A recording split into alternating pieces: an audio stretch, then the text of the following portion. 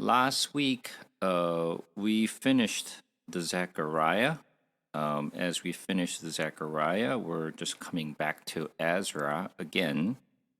So last time, as we were learning about the Ezra from chapter 1 through 4, and then we jumped over to Haggai, and then from there we jumped over to Zechariah, and then we're coming back to Ezra. The reason that we're jumping around from like sections to book is because I'm trying to put together a kind of like timeline um, so that we can see more a chronological order of what really happened and how it flows. So we can see the steps and why things are spoken this way and how things are structured. So we're not reading and learning as just written in the Bible, but we're just we're putting together in more chronological order so that we can see it more sequentially. So that's why we're jumping back and forth between multiple books. And we're going to cover Ezra chapter 5 and 6 today. And then we're going to jump over to Esther. So we've been jumping around from a lot of different places. But once again, and the reason that we're jumping back and forth between different books is because we want to put things together in order so that we can see what really happened and what really happened. All right. So let's just go back to Ezra chapter 5 and just to kind of summarize from all the discussions that we had about the Ezra and the rest of the Haggai's and Zechariah.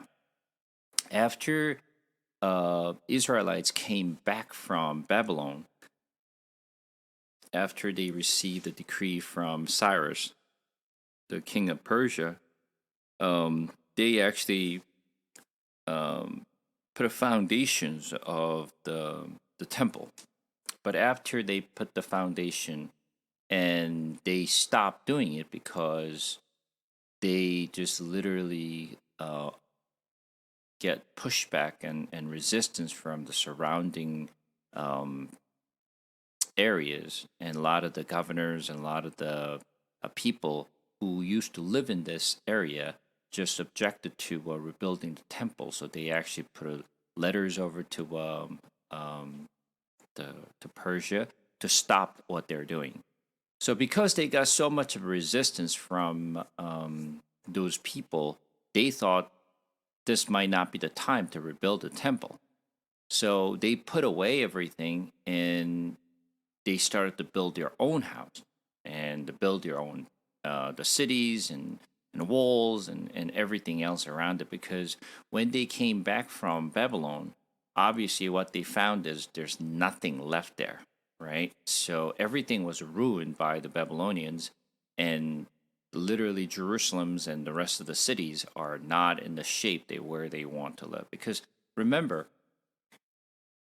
they all came from Babylon and they lived there for 70 years, depending upon which time they were brought over to Babylon. Of course, there's a three different times when people were, brought over to Babylon's. So there might be a different time zone. However, they used to live in Babylon. And when you think of a Babylon, you literally should think that, in that time, Babylon is the most modern and more advanced city than the rest of the countries. So they used to live in a very modern and advanced cities than any other countries they know. So coming back from the cities where everything was well built and systemized, and then coming back to the city where there's nothing in place, right? There's no system, there's no structure, there's no city, there's no wall. So they have to start everything from scratch. So building the whole city, it takes time, effort, and people have to really work together to make that happen. So after they actually stopped building the temple, obviously, they started to just build their cities. and build their houses, to build their businesses, to build everything what they need to do to really live in their in the cities. That's what they put most of their times and effort. But after they put away rebuilding the temple for a very long time, obviously God spoke to Haggai, God spoke to Zechariah saying, "What are you doing? Like, why aren't you not rebuilding the temple? Because I told you to rebuild the temple. I even actually just utilized the Cyrus, the king of Persia, to even give you the monies and all the articles that you need to rebuild the temple. But you've been just, after you came back, you just build a foundation and that's where you stop, and you haven't really just, rebuild the temple since then." So after they came back, so this the chapter 5 starts. So let's go back to Ezra chapter 5.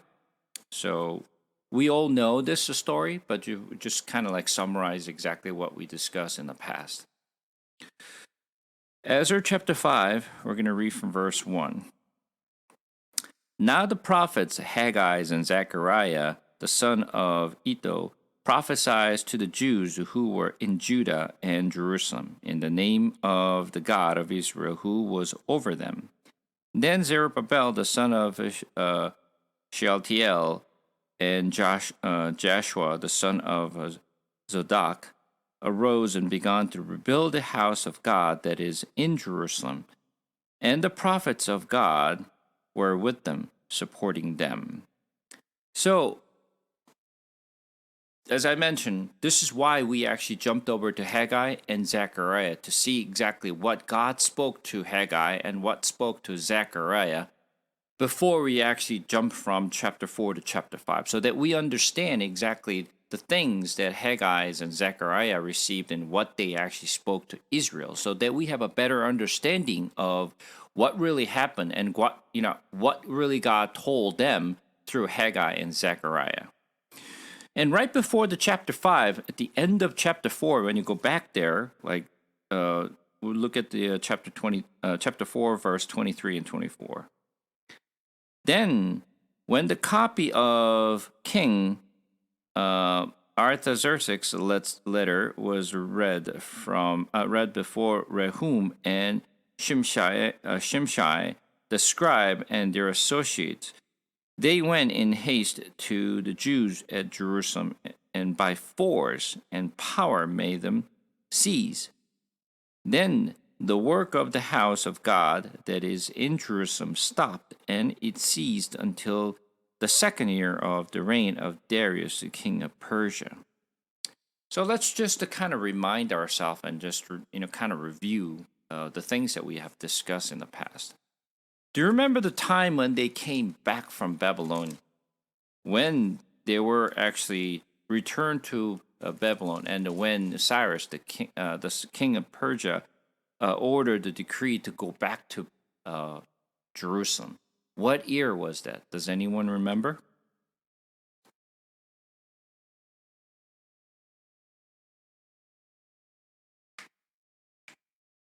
Or is that too hard questions to ask?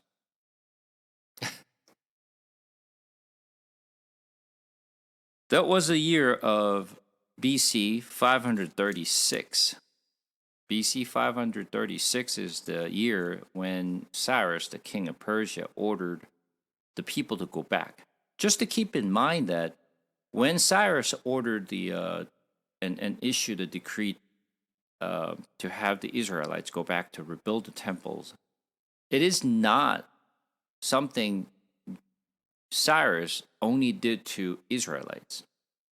He did that to everyone who were brought to Babylon, wherever they came from. Not only Israel, but all other people from different countries. They were released and they ordered to go back to their own hometown. Some stayed, some went back to their own home country. So it is not just something Cyrus had done to Israelites, but to all the people who were really brought as a captivity. So when Cyrus ordered the decree, it was actually BC 538, and by the time when they came back to Jerusalem, that was 536.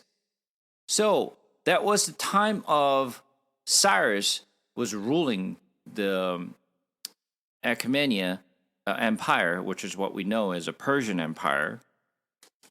And then when this stopped, going to, let's just jump over to,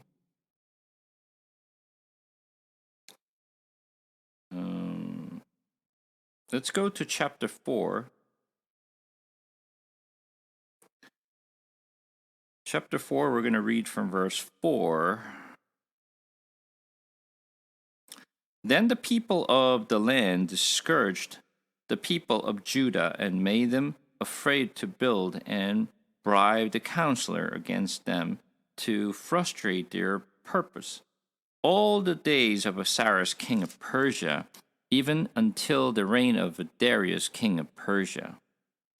And in the reign of Ahasuerus, in the beginning of his reign, they wrote an accusation against the inhabitants of Judah and Jerusalem. So, after they came back and put the foundations, and they received the resistance from the surrounding the area, and when they stopped until when Darius, the king of Persia, started to rule. So let's just take a look at exactly how we can relate this. So I'm going to share my screen.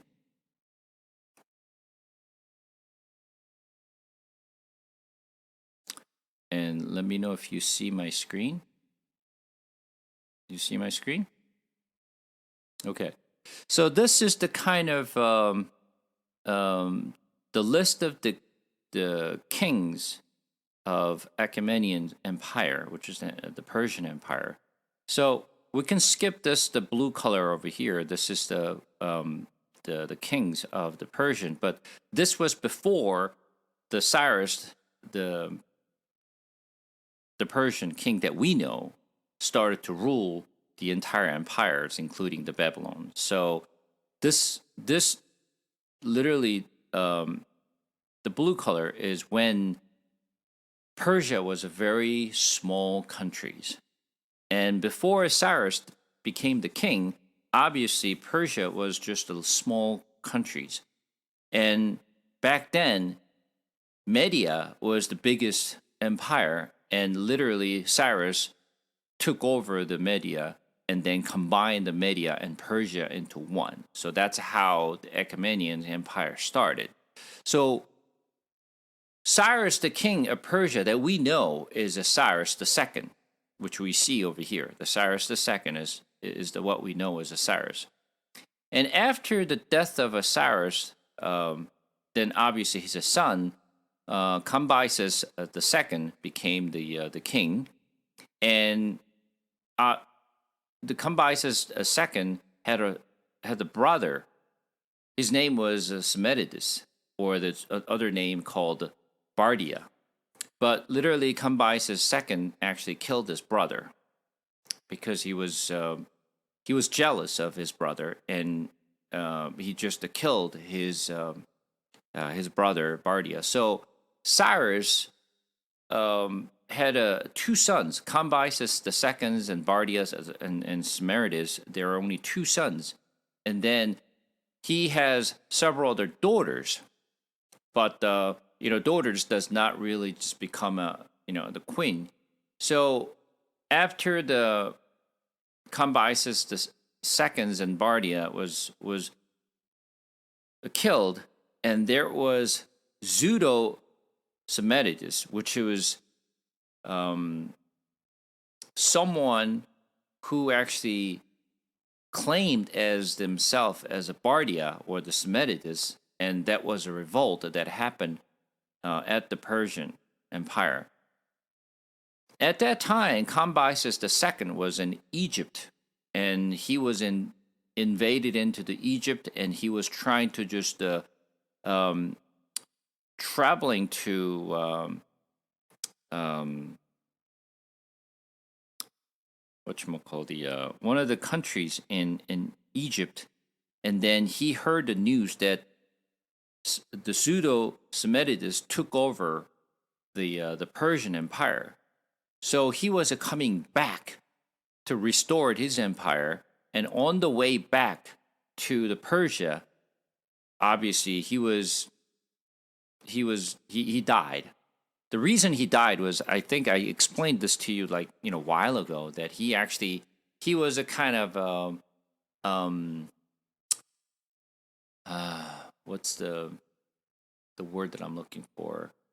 He's a very wild guy, and he was on the horse, and he was ordering people to just like put it in order. Let's go back, and then while he actually pulled the sword out of his the sword out, and then he was ordering people, let's go, and just put it in order, and he's supposed to put the the sword back in. And then while he was trying to put the sword back in, he literally just poke his thigh with his own sword.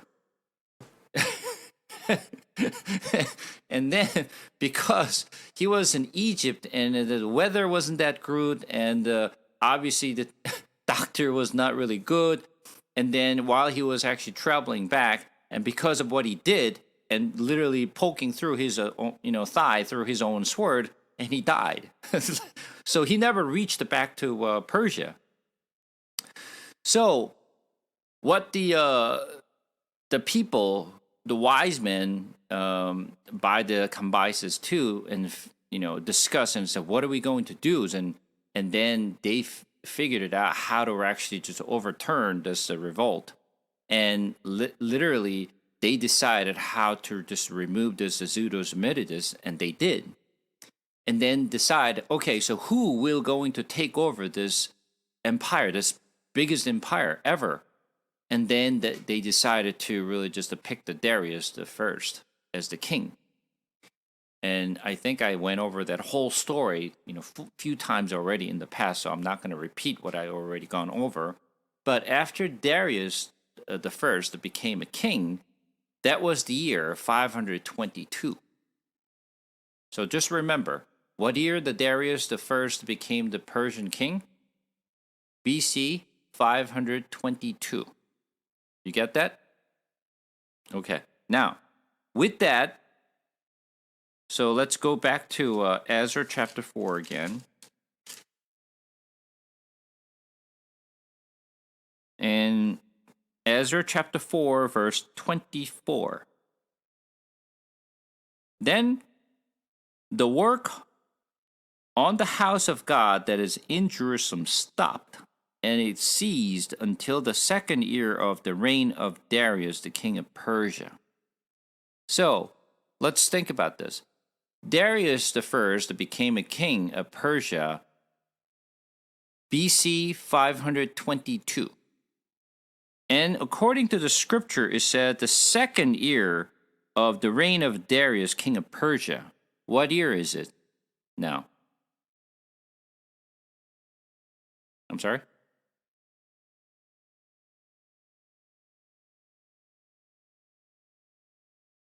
$521 or 520? It's not the subsequent year, but 2 years into the reign of Persia. So it's a 520. So that now we can see is a 520. So how long time has passed from the time when they came back from Persia? Not really from Persia, but Babylon. What year they came back from Babylon?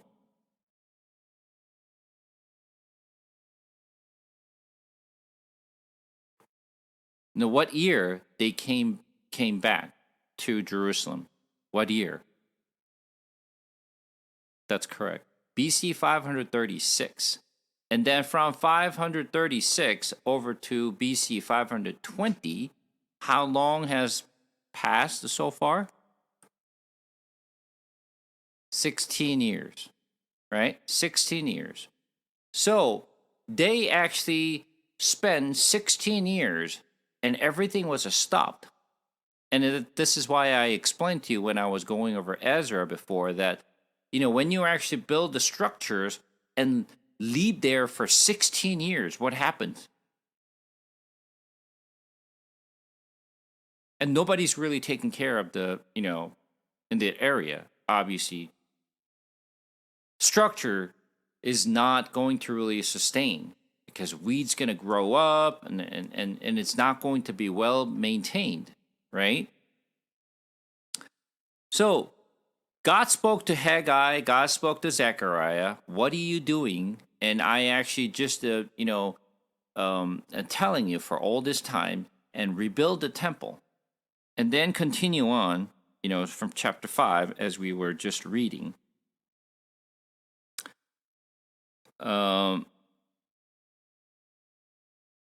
2, one more time.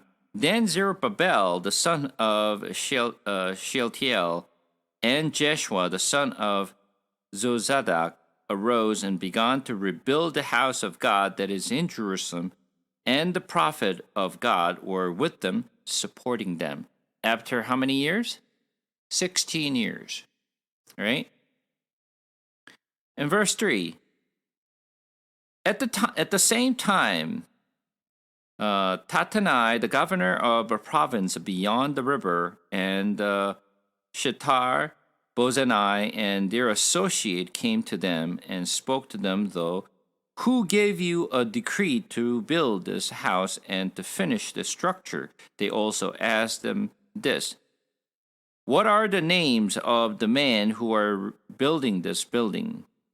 But the eye of their God was on the elder of the Jews, and they did not stop them until the report should reach to Darius, and then an answer be returned by letting concerning it. As I was going through the Ezra in the past, I actually even showed you incidents that had happened when Zerubbabel went over to Persia. And Zerubbabel was a good friend of Darius. And Darius wanted to really just to keep the Zerubbabel because he was the wise man and he was very honest and man with the dignities. So Darius really wanted to have Zerubbabel to stay with him and give him a support and also guidance and also be with them. But what Zerubbabel wanted to do was, instead of staying with the Darius to supporting them and enjoy his life, he's literally wanted to go back and rebuild the temple. Because that's the kind of things that he had in his mind, that I have to go back and rebuild the temple. And remember when Darius asked the questions and what is the most powerful, what is the most strongest things in the world? And we talked about, some said, oh, the alcohol is the, strongest of things. Hey, woman is the strongest of things. And then later Zerubbabel says, the truth is the most strongest of things. And then everyone was astonished by the answers of Darius. The Zerubbabels. And Darius was also surprised by his answers, and he really liked it. And then he promised that I will give you everything what you asked for. So guess what? What do you think that Zerubbabel asked for? Oh, I want to have lots of money? As a matter of fact, the Darius actually promised him that I can give you, everything what you want, and I will give you all the powers and authority that you want in the entire empire. I think most of the people will say, well, I'll take that. Right? But Zerubbabel, on the other hand, did not want any of it. He didn't care about the wealth. He did not care about the power. He did not care about the comfort. He did not care about any of those. All he had in his mind was rebuilding the temple is all he wanted it.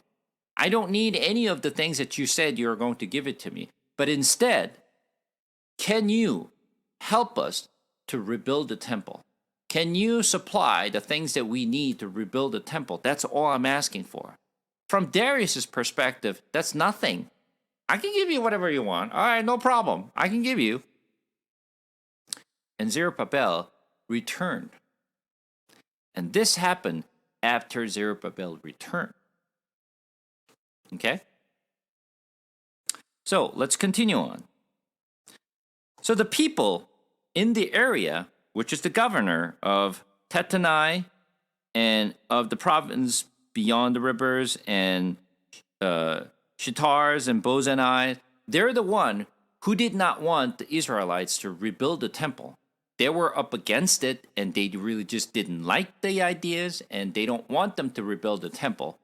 So what they were asking is, who told you to build this? Who gave you the decree to rebuild this temple? And what are the name who's trying to rebuild this temple? Give me the name. What do you think they asked for the names of the people?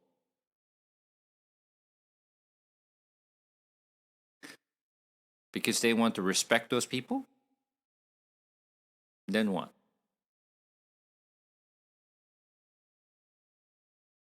Obviously, he wanted to spell out everyone's name.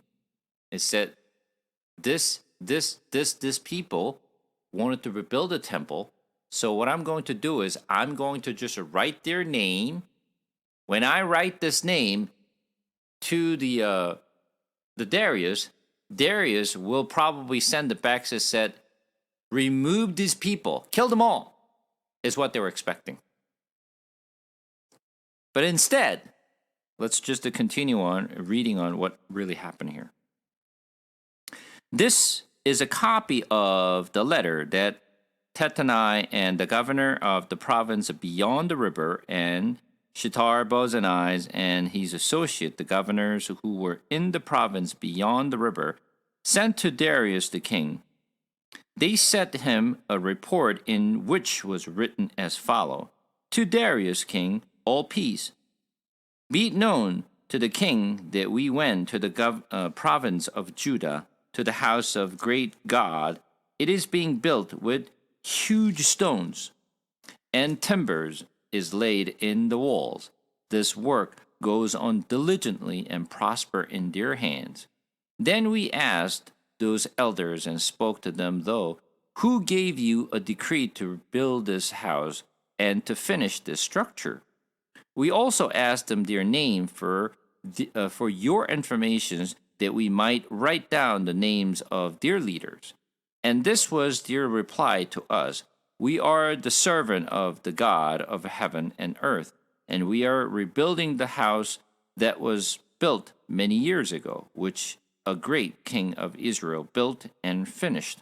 But because our father had angered the God of heaven, and he gave them into the hand of Nebuchadnezzar, king of Babylon, the Chaldean, who destroyed this house and carried away the people to Babylonia. However, in the first year of Cyrus, king of Babylon, Cyrus the king made a decree that this house of God should be rebuilt, and the gold and silver vessels of the house of God, which Nebuchadnezzar had taken out of the temple that was in Jerusalem and brought into the temple of Babylon. This Cyrus the king took out the temple of the Babylons, and they were delivered to one whose name was Sheshbazzar, whom he had made a governor. And he said to them, Take this vessel, go and put them in the temple that is in Jerusalem, and let the house of God be rebuilt on its site. Then this Sheshbazzar came and laid the foundation of the house of God that is in Jerusalem, and from that time up until now it is building, and it is not yet finished. Therefore, if it seems good to the king, let search be made in the royal archives there in Babylon to see whether a decree was issued by Cyrus the king for the rebuilding of this house of God in Jerusalem. And let the king send us this his pleasure in his matters. So when he wrote this letter to Darius, the king of Persia, what do you think that he was thinking when he was writing? Was he writing this letter to really just to please and say, well, they need a little bit of support, but Darius the king, please just support them. Is that what he was thinking? Or was he writing this letter and said, like, okay, I'm writing this to you, then making sure that you are aware that you stop them. And of course, I give you the name of all this leader, so you can just literally just, kill them. It's literally what he wanted it, right? You can literally see in his context of this letter that that's the whole purpose of why he was writing this, because he wanted to just have Darius to send a decree and telling the people of Israel, say, stop, don't rebuild the temple, right? And 2, kill all the leaders who try to rebuild this temple, is literally what he wanted to do. That was the purpose of this letter. But then, let's see what happened. Chapter 6. Then Darius the king made a decree, and search was made in Babylonia in the house of the archive where the documents were stored. Just to give you some background of this, even though the Persian took over the Babylons and Babylonian Empire, somehow this Babylonian Empire, because they were strong and they were really big empire before the Cyrus the king took over this Babylonia, they were literally just governed and controlled in a separate matter than the rest of the countries or the regions that the Persian was the reigning. So Babylon was literally just isolated, and they were literally just controlled as kind of a separate entity. That's exactly what they did. So the capital of Persia is not Babylon, right? The capital of Persia is Ecbatana, or they usually stays in Susa. That's where they stayed, not in the Babylon. So they had to send the people over to Babylon to search for the decree that was initially issued by the Cyrus, because when Cyrus took over the Babylon, that's when he actually issued the decree, and they archived those letters in the Babylon. They did not bring it back to Ecbatana or the Susa, but they kept all the documents that Cyrus issued when he was in Babylon and kept it as archive. So they have to send someone out to Babylon to search for that letter in their archive. That's what this is about. And in Ecbatana, citadel that is in the province of Media, a scroll was found on which this was written, a record. In the first year of Cyrus the king issued a decree concerning the house of God God at Jerusalem. Let the house be rebuilt, the place where sacrifices were offered, and let its foundations be retained. Its height shall be 60 cubits, and its breadth 60 cubits, with 3 layers of great stones, and on 1 layer of timber. Let the cost be paid from the royal treasury, and also let the gold and silver vessels of the house of God, which Nebuchadnezzar took out of the temple that is in Jerusalem and brought to Babylon, be restored and brought back to the temple that is in Jerusalem, each to its place. You shall put them in the house of God. Now, therefore, Tattenai, governor of province beyond the river, and Shethar-Bozenai, and your associate the governor, who are in the province beyond the river, keep away. Which is completely opposite than what they're expecting when they're writing this letter to Darius. It said, Darius issued a decree that said, keep away and make sure they rebuild the temple. Let the work on this house of God alone. Let the governor of the Jews and the elders of the Jews rebuild this house of God on its sites. Moreover, I make a decree regarding what you shall do for these elder of the Jews for the rebuilding of this house of God. The cost is to be paid to these men in full and without delay from royal revenue, the tribute of the province from beyond the river, and whatever is needed, bulls, rams, or sheep, for burnt offering to the God of heaven, wheat, salt, wine, or oil, as the priests at Jerusalem require. Let this be given to them day by day, without fail. Okay, let's just go over exactly what's happening here. So as I told you exactly why he wrote this letter, right? He wanted to stop rebuilding this temple, and he wanted to have this leaders who was trying to rebuild the temple to be killed. That's the whole purpose why he wrote the letter to Darius. But the letter that came back to him and said not only telling him to keep away and make sure make sure they rebuild this temple, but also since all this expenses and all this the money has to be paid off from this Persian treasury. Now we're not going to send the money over to you, but instead, for all the taxes that you collect in your region, be paid to them. Make sure all not only just to rebuild their temple, you pay them all with your own taxes, plus animals that they need. Make sure you supply all the animals so they can burn, on the altar. So imagine what the Tattenai will feel when he received this letter. And he probably thinking, "Oh Lord, why did I write this letter to King Darius?" Literally, I'm sure that's what he was thinking. Right now, his taxes need to be paid over to them. So what happens to them? Obviously, less taxes, right, to be collected because they have to be paid to them, right? Now they have to suffer. On top of that, and see what happened.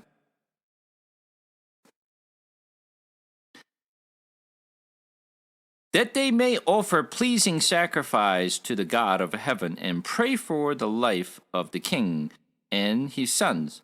Also, I make a decree that if anyone alters this edict, a beam shall be pulled out of his house, and he shall be impaled on it, and his houses shall be made a dunghill. May the God who has caused his name to dwell there overthrow any king of people who shall put out a hand to alter this, or to destroy this house of God that is in Jerusalem. I, Darius, make a decree, let it be done with all diligence. What he's saying is, if anybody alters my letter or my decree, or anyone interfere what they're trying to build, I'm going to order the pillars from that person's or any of the people who are trying to stop them, pull the pillar out of their house, and then make the dunghill.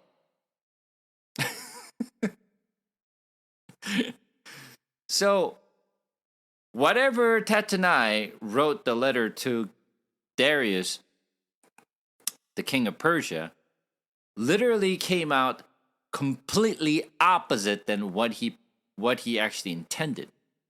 Right? Completely opposite. So now he can't do anything. He cannot really argue with them. He cannot stop them. He cannot just saying like, I didn't receive a letter. He cannot do any of it because Darius literally just made it sure that nobody interfere what they're doing, and then money should be paid out of it in full to rebuild the temple. This is how God turned the evil into good. When Israelites were trying to rebuild the temple, and when they stopped, they complained, remember? They complained that Zerubbabel is not a good leader, and he doesn't know how to lead us. We're being stopped by the surrounding countries and all the governors. we can't do anything, so we have to stop this, and it must not be God's will to rebuild the temple, so we're just going to stop. But after God spoke to Haggai, and when God spoke to Zechariah, and what did God say? Let's go back to Haggai one more time and see what God said.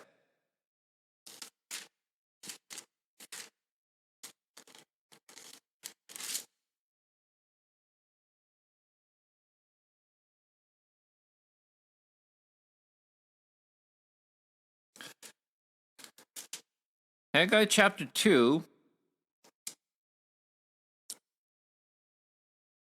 verse 5 and on. According to the covenant that I made with you when you came out of Egypt, my spirit remains in your midst. Fear not, for thus says the Lord of hosts, yet once more in a little while I will shake the heaven and the earth and the seas and the dry land, and I will shake all nations, so that the treasure of all nations shall come in, and I will fill this house with glory, says the Lord of hosts. The silver is mine, and the gold is mine, declared the Lord of hosts. The latter glory of this house shall be greater than the former, says the Lord of hosts. And in this place I will give peace, declared the Lord of hosts. So, God was telling Israelite, you will rebuild this temple. Gold is mine, silver is mine. Don't worry about the money. I will give you, because everything belongs to me. And then what did God do? He was using Persian money to rebuild the temple. Not coming from Israel. They don't have to pay a penny. Literally, everything will be paid in full by the Persian Empire. And from the people who objected to it, who was trying to stop them to rebuild the temple. And they're the one who has to pay to rebuild the temple. So this is how God works. And go back to Zechariah again. Zechariah chapter 4. We're going to read from verse 6.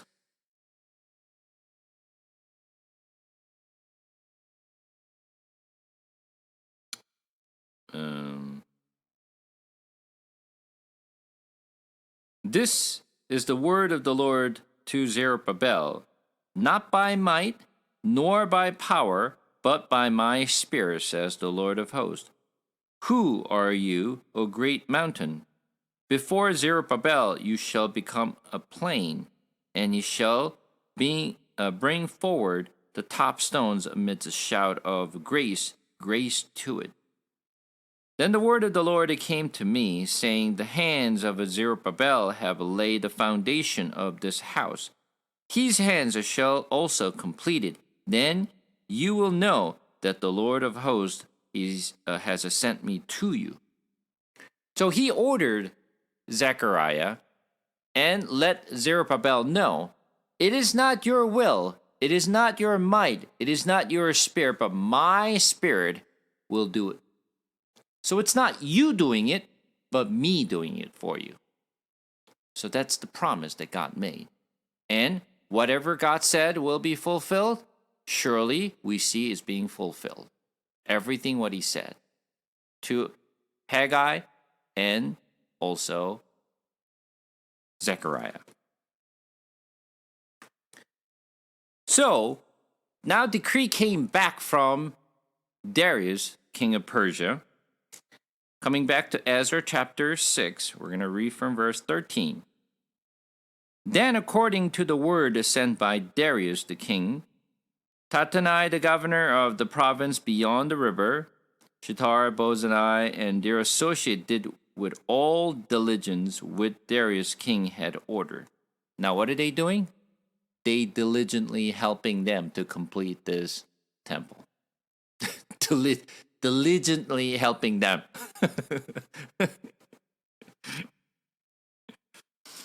And the elders of the Jews built the prospered through the prophesying of Haggai the prophet and Zechariah the son of Iddo They finished their building by decree of the God of Israel and by decree of Cyrus and Darius and Artaxerxes, the king of Persia. And this house was finished on the third day of the month of Adar in the 6th year of the reign of Darius the king. Okay, so the 6th year of Darius the king, they completed rebuilding the temple. How long did it take to rebuild the temple?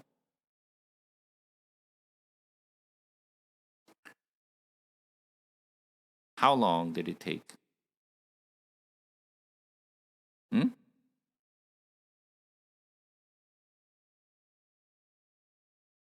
Yeah, it took 4 years, right? After they built the foundation, the temple was left for 16 years. And by the time Darius sent the letter back to them and rebuilding the temple only took 4 years. Why? Because all the surrounding country were diligently supporting them to complete building the temple. So it only took 4 years. So since it took 4 years to complete it, what year did they complete this by?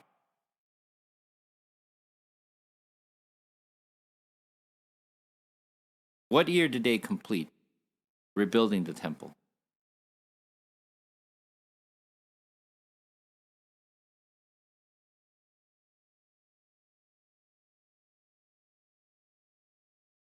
It can't be difficult.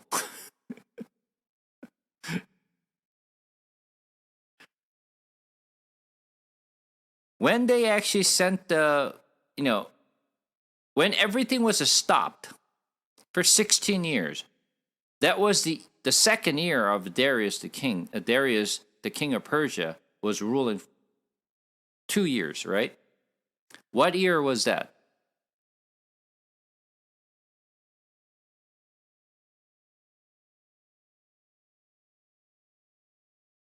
522 is the year that Darius, the king of Persia, became a king and ruling the empire.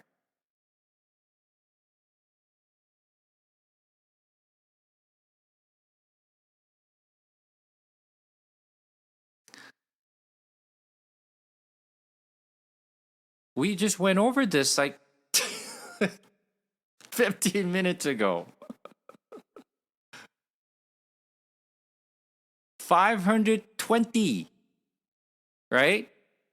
He became a king at BC 522, and 2 years later, that was a 520. Then, and 4 years later, they actually completed building the temple. What year did they complete building the temple? 516. 516. Now, what year that Jerusalem was destroyed?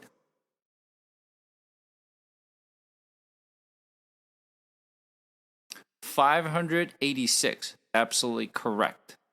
So 586 minus 516.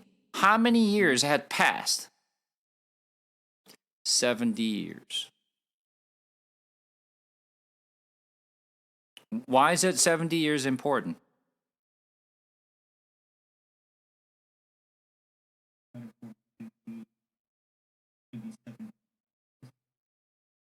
Correct. That's what God told Jeremiah, that 70 years you will come back and rebuild the temple, which the prophecy has fulfilled, as he said will be rebuilt. Remember, from the time, there are two different ways to interpret this, the 70 years. One way of interpreting is when Nebuchadnezzar came to Jerusalem or to Israel and brought the first, captives. What year Nebuchadnezzar invaded into Israel? Does anyone remember? I'm actually giving you lots of questions about the year, right? because it's important. What year Nebuchadnezzar came to Israel and took the first captives? What year was it? Who was the famous name that who was brought to Babylon at that time?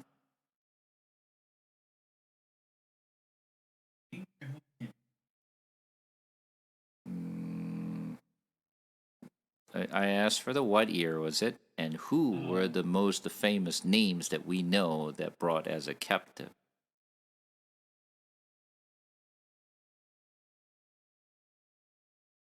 That was a year of a 606. 606. That was the first time Nebuchadnezzar came over to Israel and brought the captives. And the famous name that we know is, or they are, Daniel and his friends. Remember now? Okay. Now, after the Cyrus, the king of Persia, ordered a decree to have the Israelites go back to Jerusalem. What year was that when the decree was issued?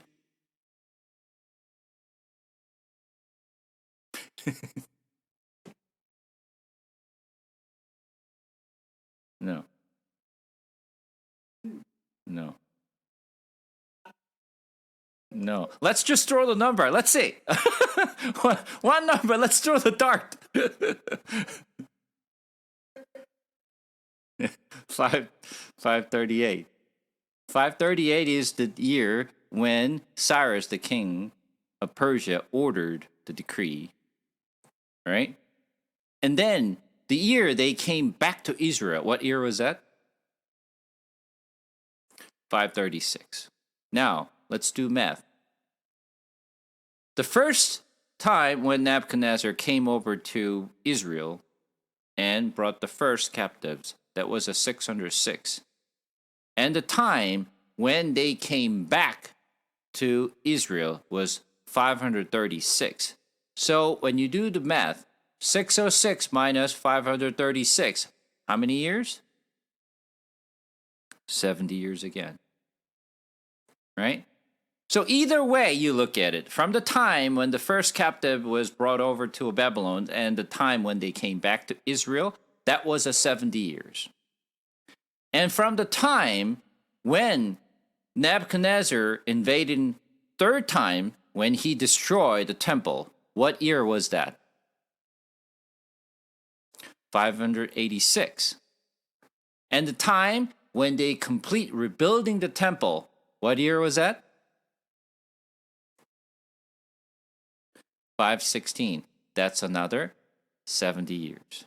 So either way you look at it, it's still the 70 years it took for them to either after they brought over to Babylon and came back to Jerusalem, or the time when the temple was destroyed and rebuild the temple was a 70 years. So either way is still the 70 years, as God spoke to Jeremiah that 70 years you will come back and rebuild the temple. Now you get that idea? Now you see how God actually fulfilled the promise as he said he would? Now, this is not what is just written in the Bible, but this is the fact in the history, which we cannot deny. This is why we can be sure what God promised will be fulfilled the way he said he would fulfill. And then, let's continue on. Ezra chapter 6, verse 16. And the people of Israel, the priests and the Levites and the rest of the returned exiles, celebrated the dedication of this house of God with joy. They offered at the dedication of this house of God 100 bulls, 200 rams, 600 lambs, and as a sin offering for all Israel, 12 male goats according to the number of the tribes of Israel. And they set the priest in their division and the Levites in their division for the service of God at Jerusalem, as it is written in the book of Moses. This so after they complete rebuilding the temple, now they actually burned the offerings to the Lord on the first time. All right? And then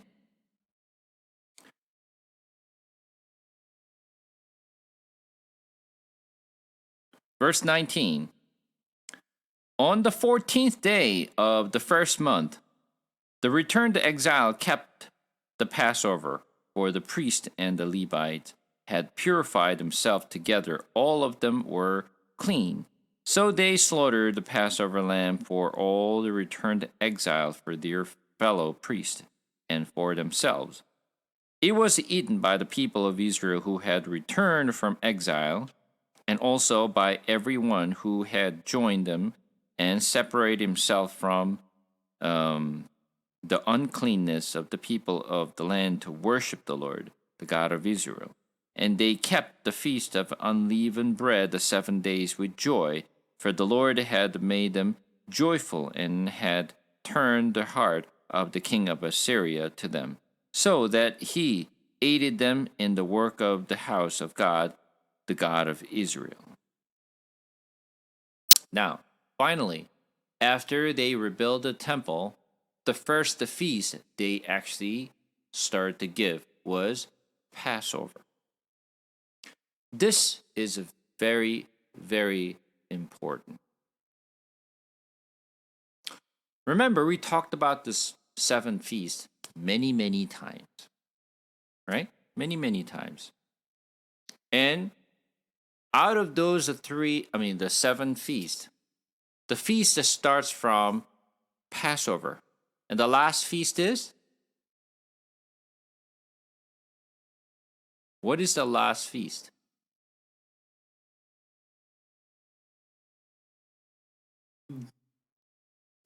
Feast of Booth or Feast of Ingathering. That's the last feast. The first feast is the Passover. Last feast is Feast of Ingathering and Feast of the Booth.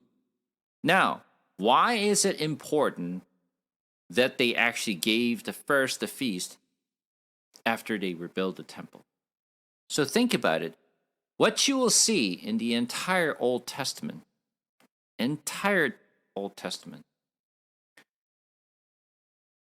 when Israel came out of Egypt, right before they came out of Egypt, what did they do? The day before they came out of Egypt, what did they do?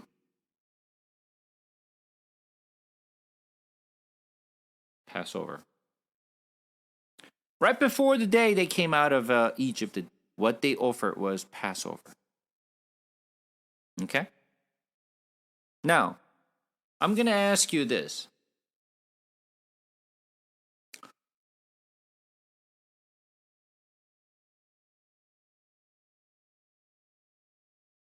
You know the Hezekiah, the king of Judah. And he was a very faithful king after David. What did Hezekiah do when he became a king?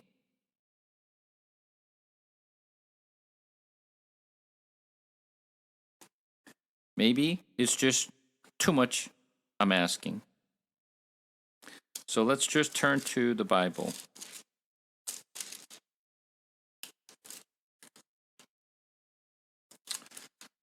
Let's go to 2 King.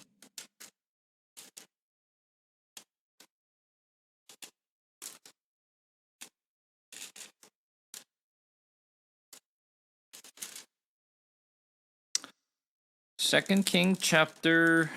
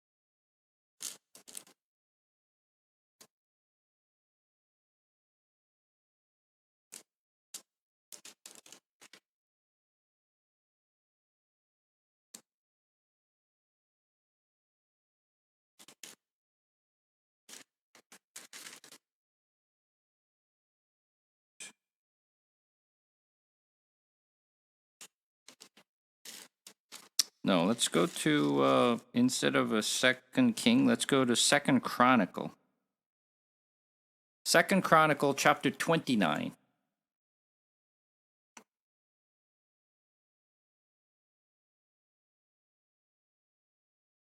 Second Chronicle, chapter 29, I'm going to read. Hezekiah began to reign when he was 25 years old, and he reigned 29 years in Jerusalem. His mother's name was Abijah, the daughter of Zechariah, and he did what was right in the eyes of the Lord according to all that David his father had done. In the first year of his reign, in the first month, he opened the door of the house of the Lord and repaired them. He brought in the priests and the Levites and assembled them in the square on the east and said to them, "Hear me, Levites. Now consecrate yourself and consecrate the house of the Lord, the God of your father, and carry out the filth from the holy place. For our father have been unfaithful and have done what was evil in the sight of the Lord our God. They have forsaken him and have turned away their faces from the habitations of the Lord and turned their backs.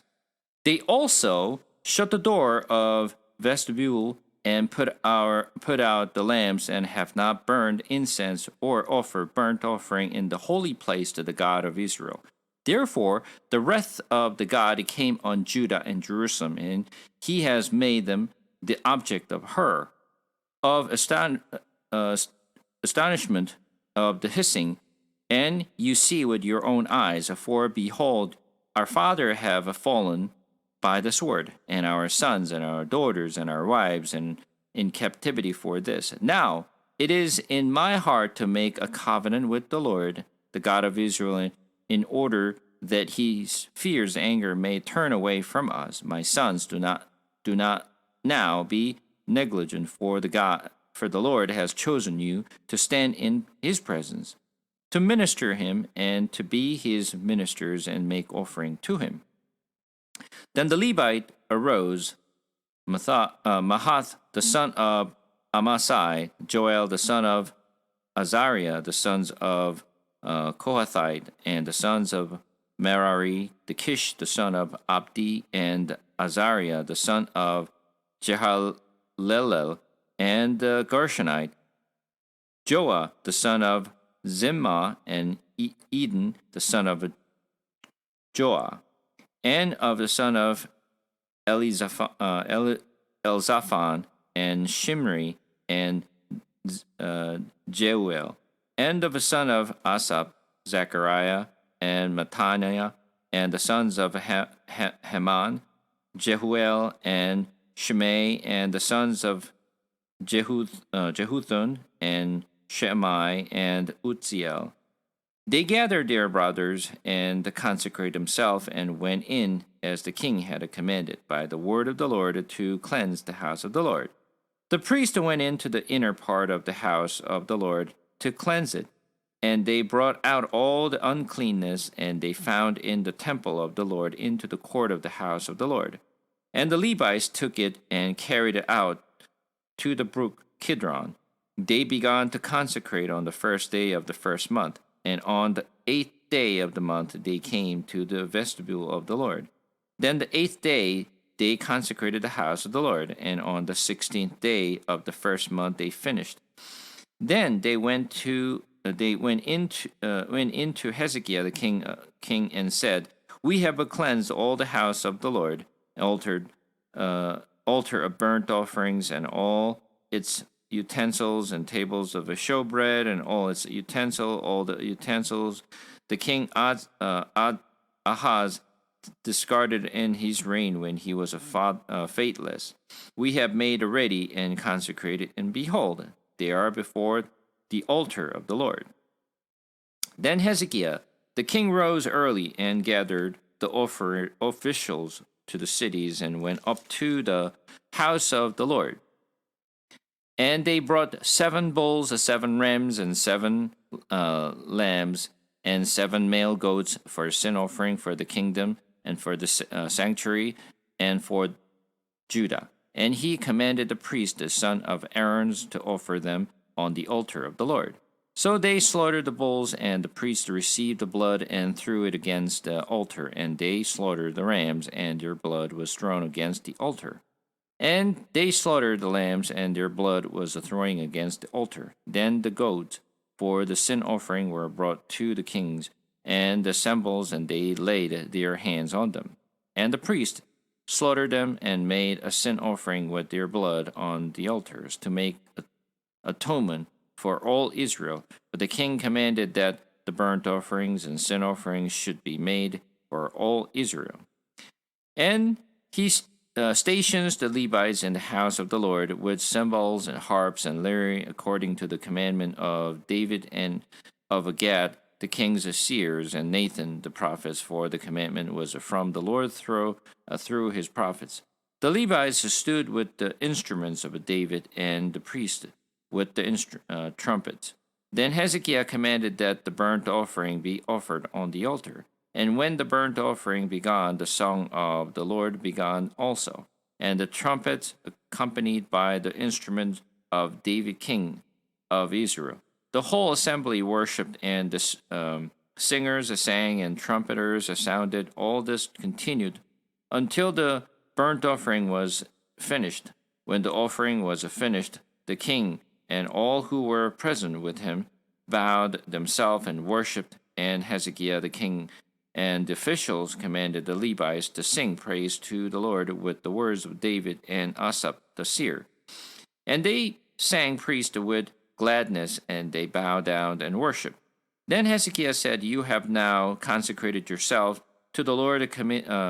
Come near, bring sacrifice and thank offering to the house of the Lord." And the assembly brought sacrifice and thank offering, and all who were of a willing heart brought burnt offering. The number of the burnt offering and that the assembly brought was 70 bulls, 100 rams, and 200 lambs, and all these were for the burnt offering to the Lord, and the consecrated offering were 600 bulls and 3,000 sheep. But the priests were too few and could not flay all the burnt offerings so until other priests had consecrated themselves. Their brothers and the Levites helped them until the work was finished, for the Levites were more upright in heart than the priests in consecrating themselves. Besides the great number of burnt offerings, there was the fat of the peace offerings, and there were the drink offering for the burnt offering, though service of the house of the Lord was restored. And Hezekiah and all the people rejoiced because God had provided the people for the things that came about suddenly. So this, up to this point, is very, very similar. After Hezekiah cleaned everything from the temple side, the first thing he did was giving the sin offerings, right? And once that offering was completed, chapter 30, Hezekiah sent to all Israel and Judah and wrote letter also to Ephraim and Manasseh that they should come to the house of the Lord at Jerusalem to keep the Passover to the Lord, the God of Israel. For the king and his princes and all the assemblies in Jerusalem had taken counsel to keep the Passover in the second month. For they could not keep it at that time because the priest had not consecrated himself in sufficient number, nor had the people assembled in Jerusalem.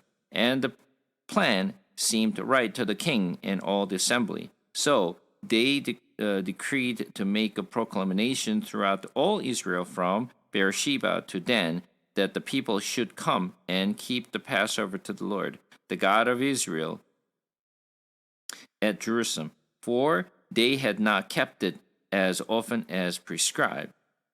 So courier went throughout all Israel and Judah with letters from the king and his princes, as the king had commanded, saying, "O people of Israel, return to the Lord, the God of Abraham, Isaac, and Israel, that he may turn again to the remnant of you who have escaped from the hand of the king of Assyria.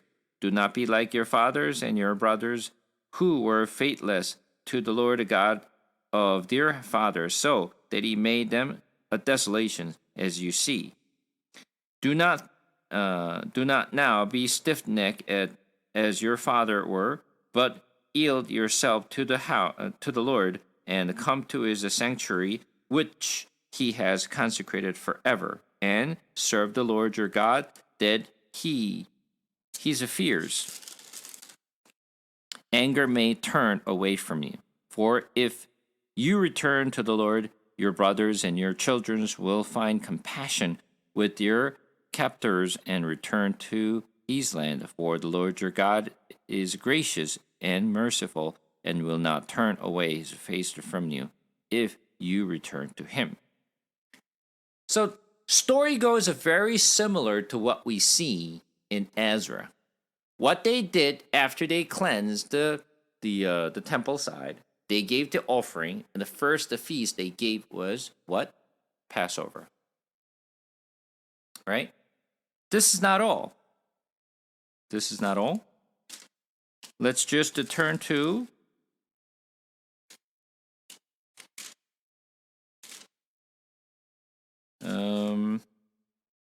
this time.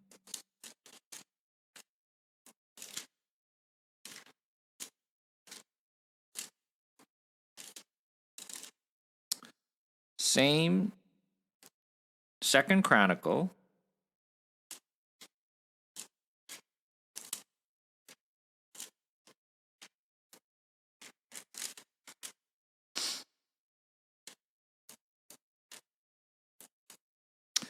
We're going to turn to chapter 34. I'm not going to read the entire thing, so you can read the chapter 34 and the chapter 35 later on, but I'm just going to point out a few important things here. Chapter 34. Josiah was 80 years old when he began to reign, and he reigned 31 years in Jerusalem. And he did what was right in the eyes of the Lord, and walked in the ways of David his father. And he did not turn aside to the right hand or to the left. For in the 8th year of his reign, while he was yet a boy, he began to seek the Lord, God of David his father. And in the 12th year, he began to purge Judah and Jerusalem of the high places and Azurim and Carb and the metal image. And they chopped down the altars of the Baals in his presence, and he cut down the incense altar that stood above him. And he broke in pieces the Azurim and the carved and the metal image, that he made dust of them and scattered it over the grave of those who had sacrificed to them. He also burned the bones of the priests on their altars, and cleansed Judah and Jerusalem, and in the cities of Manasseh, Ephraim, and Simeon's, and as far as Naphtali in their ruins all around. He broke down the altars and beat the Azurim and the image into powders, and cut down all the incense altar throughout all the land of Israel. Then he returned to Jerusalem. So give you a little story behind this one.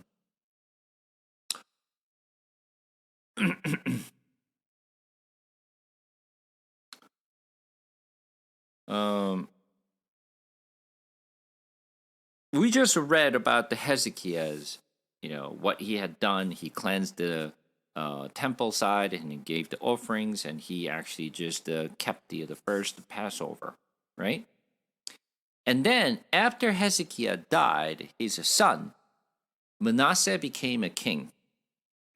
After Manasseh became a king, whatever Hezekiah had done was reversed. Everything that Hezekiah, Manasseh's father, had done was reversed and purged. Stopped everything, and what Manasseh had done was he started to worship the idols, and he brought all kinds of evil things to Israel and to the people of Jerusalem. How long he has ruled in Jerusalem and Israel? 50 years. He ruled 50 years.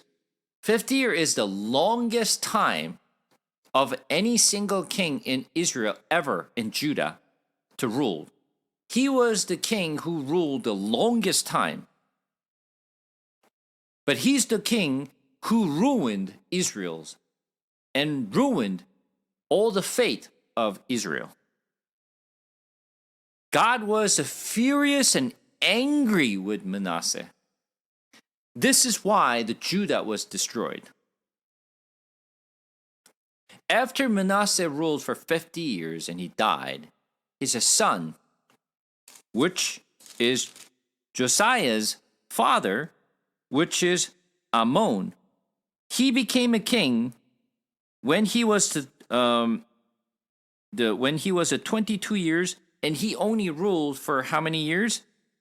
2 years.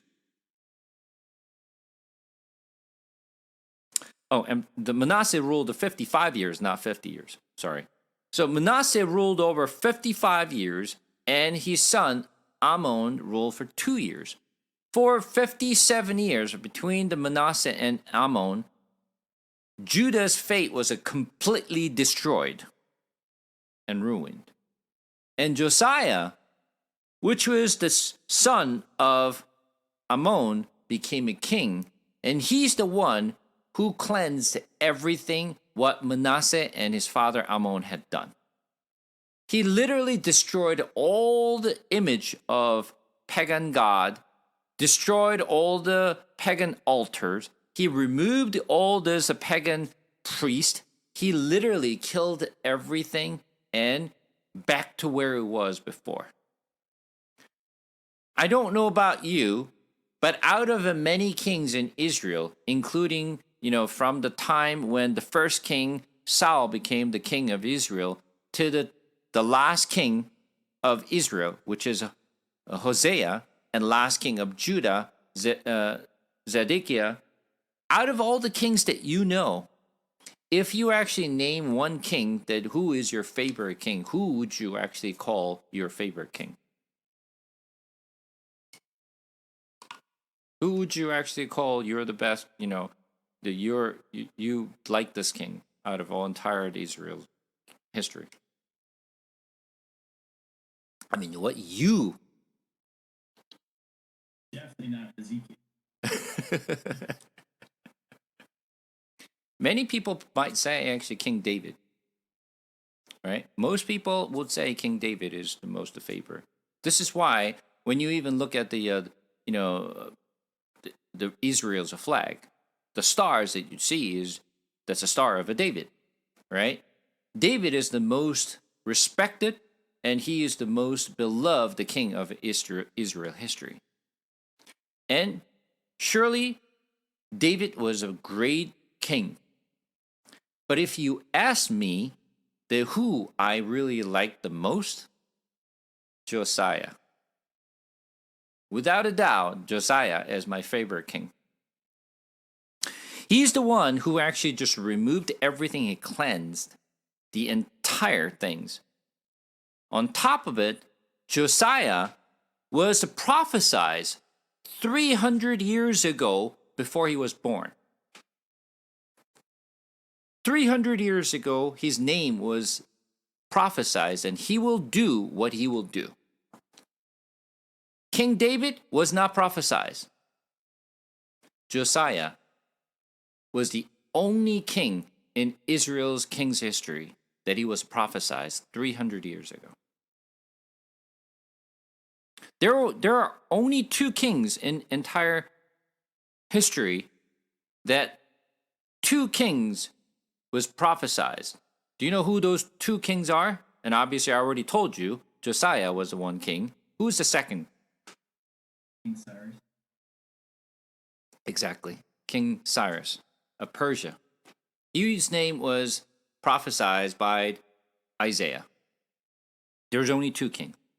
And obviously, Cyrus was not a king of Israel, so we don't really care about Cyrus. We only care about the people of, Israel. And out of all the kings in Israel history, Josiah was the only king was prophesied. And then he literally cleansed everything. And after he cleanse everything. Do you know why he cleansed the entire temple? What was actually what really triggered him to really just cleanse everything and destroy all this the idols and all this good stuff? What was the trigger that he did what he did? Does anyone know? Did I ever teach the Second Kings or? I thought I actually taught the Second Kings. Maybe not. All right, let's go to Second Kings.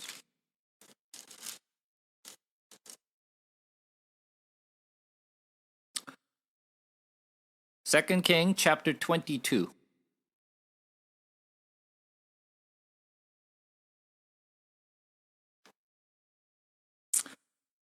Verse 3.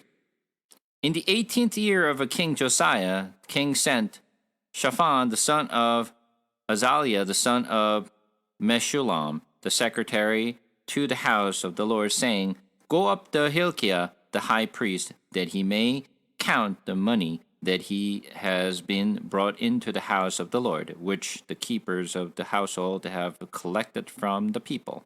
And let it be given into the hand of the workmen who have the oversight of the house of the Lord, and let them give it to the workmen who are at the house of the Lord, repairing the house. That is, to the carpenters and to the builders and to the masons, and let them use it for buying timbers and quarried stones to repair the stones. But no accounting shall be asked from them for the money that is delivered into their hands, for they deal honestly. And Hilkiah, high priest, said to Shaphan the secretary, I have found the book of the law in the house of the Lord. And Hilkiah gave the book to Shaphan, and he read it. And Shaphan the secretary came to the king and reported to the kings, Your servant has emptied out the money that was found in the house, and have delivered it into the hand of the workmen who have the oversight of the house of the Lord. Then Shaphan the secretary told the king, Hilkiah the priest has given me a book. And Shaphan read it before the king. When the king heard the word of the book of the law, he tore his clothes, and the king commanded Hilkiah the priest, and Ahikam, and son of Shaphan, and Akbor, the son of Micaiah, the Shaphan, the secretary, Asaiah, and the king's servants, saying, Go inquire of the Lord for me, and for the people, and for all Judah, according to word of this book that has been found. For great is the wrath of the Lord is kindled against us, because our father have not obeyed the words of this book, and to do according to all that is written concerning us. What is the triggered?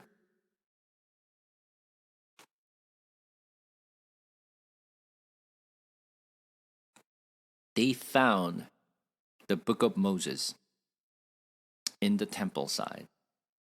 And when Shaphan the secretary read it for him, and he tore his clothes, and he realized what really happened to Israel. Let me ask you this. Who is Hilkiah? Who is he? The guy who found the book of Moses. Who is he?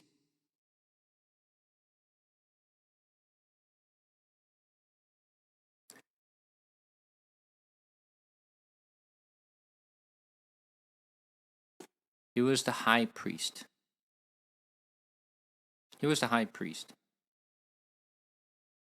Shaphan is the scribe. What does high priest do? Not only they're the mediator between Israelites and God, and giving the offering to the Lord for their forgiveness of their sins, They have to follow everything what it was written in the book of Moses. But high priest did not even know where the book of Moses were. He found it by accident. So high priest doesn't even know where the book of Moses is. Scribe, the secretary, he's supposed to actually copy the book of Moses. He didn't know either. King did not know either until the time when he heard for the first time. So what were they doing before? If the book of Moses were uncovered, nobody knows where the books were. Nobody knows exactly what was written. What do you think they were doing? What was a high priest was doing? What was a scribe doing? What was a king doing? What were they doing before?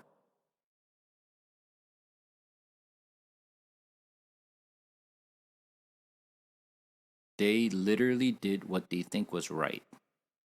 Just like the time of Judge. They did whatever they thought, oh, this is how we must really worship the Lord. They worshiped the Lord. They worshiped the idols at the same time. That's why all the altars were remained, all the statues remained, right? So they did what they think was right without knowing what was written in the book of Moses. This is the problem. If you actually do everything without knowing what God said and God wanted it, you will do what you think is right. What you think that God is happy for what you're doing, which is wrong thing of what you're doing.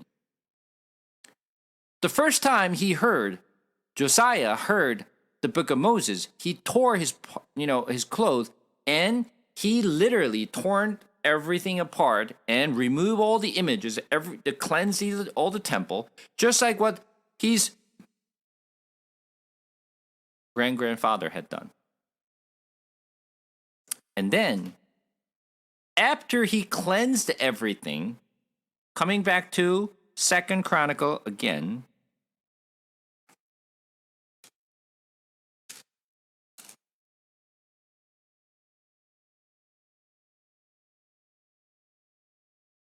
Second Chronicle chapter 35.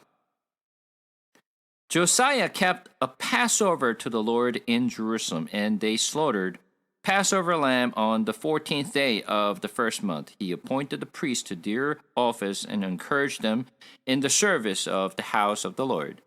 And he said to the Levites who taught all Israel and who were holy to the Lord, put the holy ark in the house that Solomon, the son of David, king of Israel, built.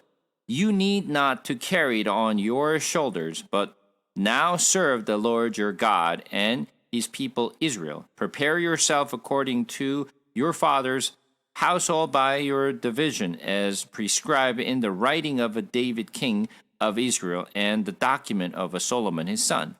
And stand in the holy place according to the grounding of the father's house of your brother, and lay people, and according to the division of the Levites by father household. And slaughter the Passover lamb, and consecrate yourself, and prepare for your brothers to do according to the word of the Lord by Moses. After Josiah cleaned everything, he gave the offering, and the first feast that he gave was what? Passover. So what you will find, according to all the stories in the Old Testament, every single time when king cleansed the temple side, first the feast that they gave was the Passover. When they came out of Egypt, they gave the Passover. Why is the Passover was repeating? What does it mean by Passover? Passover represent the death of Jesus Christ, who died on a cross. Passover was to symbolize what Jesus would do when he comes. When everything is cleansed, the first thing they start is the Passover. What does that mean?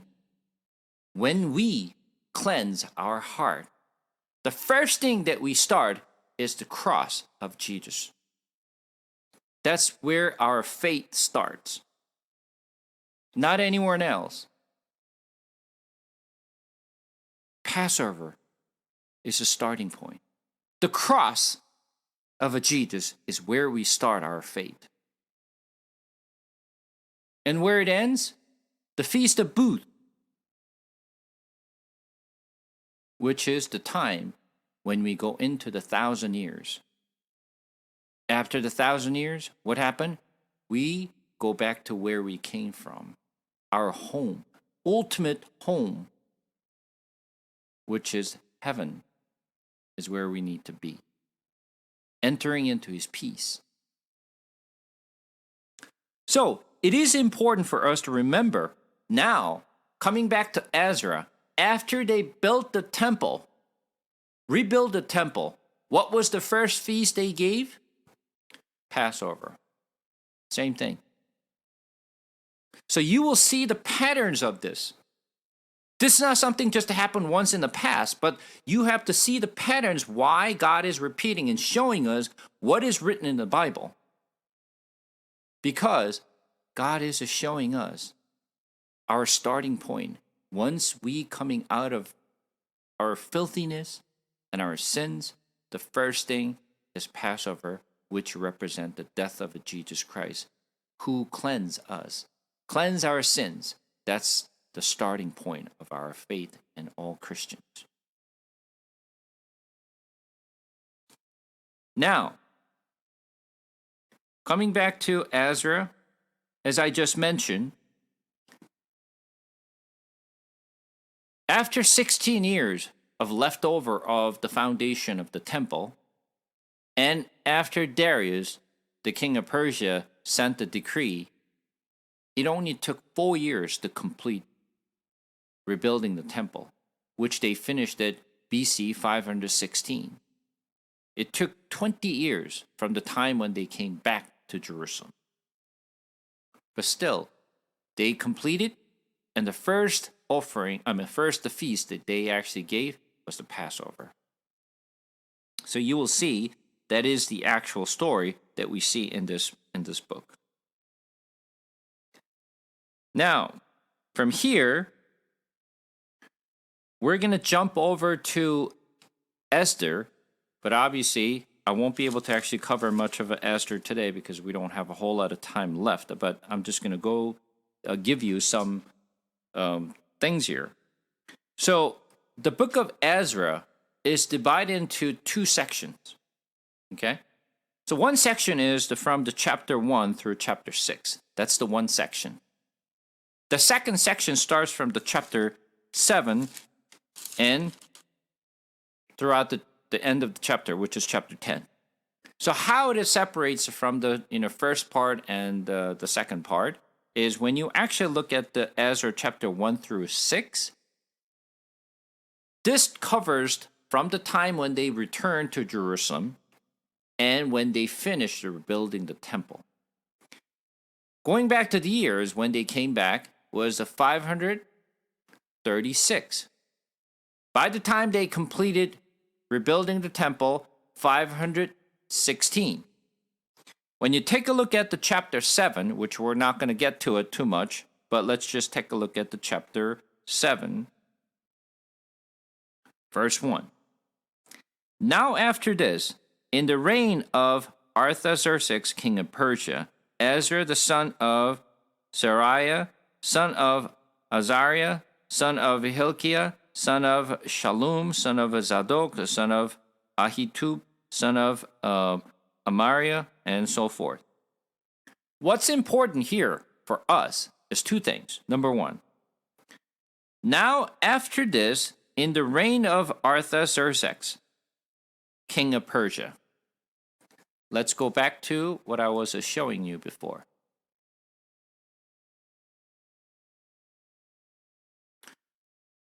This is the chart that I showed you about the kings of Persia. When we were discussing By the time when people came back from Babylon to Jerusalem, who was ruling at that time?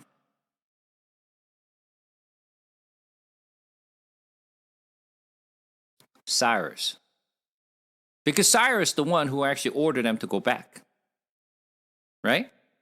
So Cyrus was ruling, and he was the one who actually ordered everyone to go back to Jerusalem to rebuild the temple. So when they came back on 536, that's the time when Cyrus was the ruling Persia. And then, while they built the foundations and they just left the foundations for 16 years, during that time, Cyrus was dead. His son Cambyses II became a king, is dead. And he actually killed his brother Bardia, dead. Now, after that, Darius the first became a king. So by the time when they rebuild the temple, the time has already passed. So now the Cyrus king is no longer the king of Persia, but now the Darius the first is the king of Persia. Right? So we get that until now. So we look through from the time of the king of Cyrus to the time of King Darius. Correct? During that 20 years gap that we just read. So from chapter 1 through chapter 6, that's about the 20 years of time. Chapter 7, starting is the reign of Artaxerxes. Artaxerxes, who is he? So after death of Darius I, Xerxes became a king. And after the Xerxes I, Artaxerxes became a king. So now, time has passed. From the time when Darius was the king of Persia, now Artaxerxes is the king of Persia. When did Artaxerxes become a king? BC 465. So how many years had gone? From the chapter 6 to chapter 7. How many years had passed?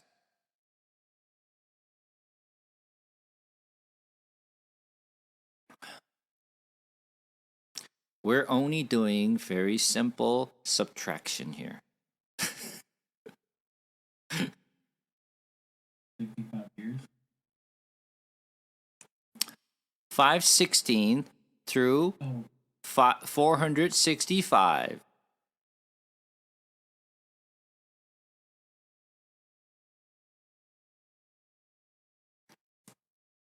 Nearly 60 years.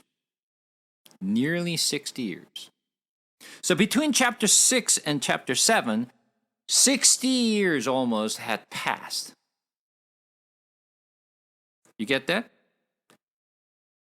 And then, if the first time when they came back after the Darius, the king of Persia, ordered them to go back to Jerusalem, that was the first return of the captivity. Now chapter 7 talks about the second return from the captivity. Because there were 3 return of captivity. First one, who came with the Zerubbabels and Joshua? That was the first return of the captivity. Second return of the captivity was led by Ezra. That was BC 457 when they returned. And Ezra was the leader to brought the people back in. Which book are we reading? Ezra. So, even though we do not know everything, but this book is Ezra. So Ezra is the one who actually recorded all this. But he did not come in the first return, but rather he came on the second return. And Ezra, as I mentioned, is the most respected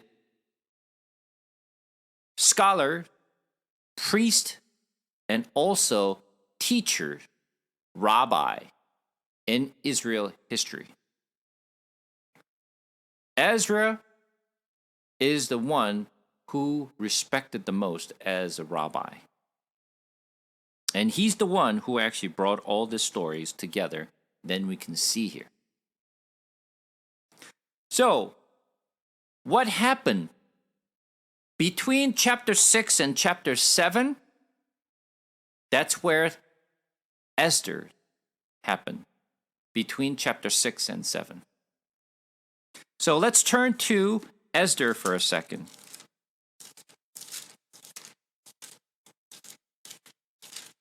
Esther.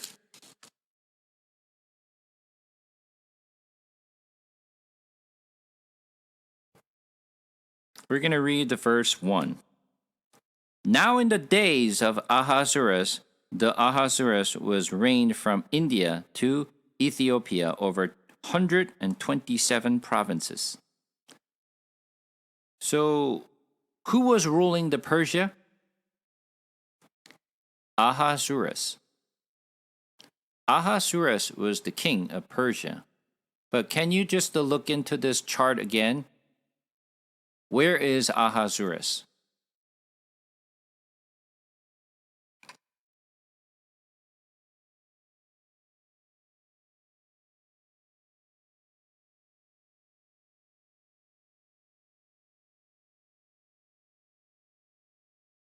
Can you find Ahasuerus?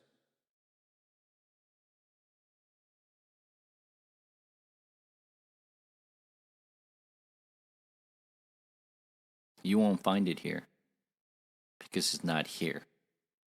So who is Ahasuerus? Ahasuerus is Xerxes the First. In the Bible, we reference Ahasuerus as his name, but in human history, his name is Xerxes the First. So remember, chapter 7 was Artaxerxes the First, right? That's where the first, chapter 7 starts, in Ezra chapter 7. But now between Darius and Artaxerxes, there is a one king in between, which is Xerxes first. And this is when this Esther happened. So this is what we're going to cover next week, what this story is about. Esther. Okay? Now, any question?